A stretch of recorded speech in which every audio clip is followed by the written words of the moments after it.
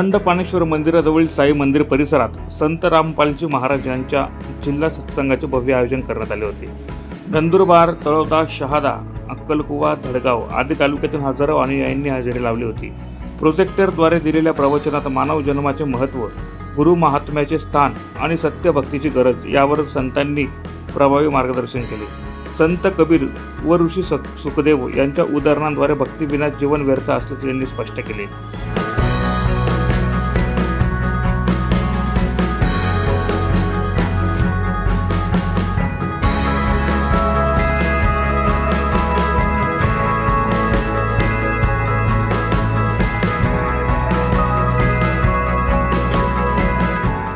संपूर्ण कार्यक्रमात शिस्त आणि सेवाभाव यांची अद्वितीय दर्शन घडली।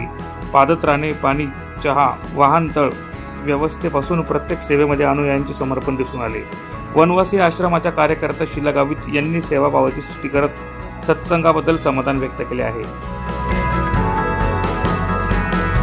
इथे नंदुरबारला संत रामपाल महाराजीच्या कार्यक्रमात आले मी आणि इथे येऊन मला पहिल्यांदा माझा हा रामपालजी महाराजांचा हा इथे सत्संग मी ऐकला आणि त्याच्यामध्ये नेमकं मला नवीनच वाटलं की जो पारंपरिक आहे आणि जो आता जो इथे जो सत्संग ऐकला त्याच्यामध्ये फार फरक दिसला की जे लोक आले आवभगत केली आणि सगळं सोय केली त्यांनी बसण्याची स्वागत समजा त्या लोकांनी नमन केलं असं मला ते सगळं एकदम कसं कोणती भाषा वापरू आता एकदम मला छानपैकी वाटलं आणि सगळं लोक एकदम मिळून मिसळून छानपैकी सगळेच जण मला एकदम वाटले।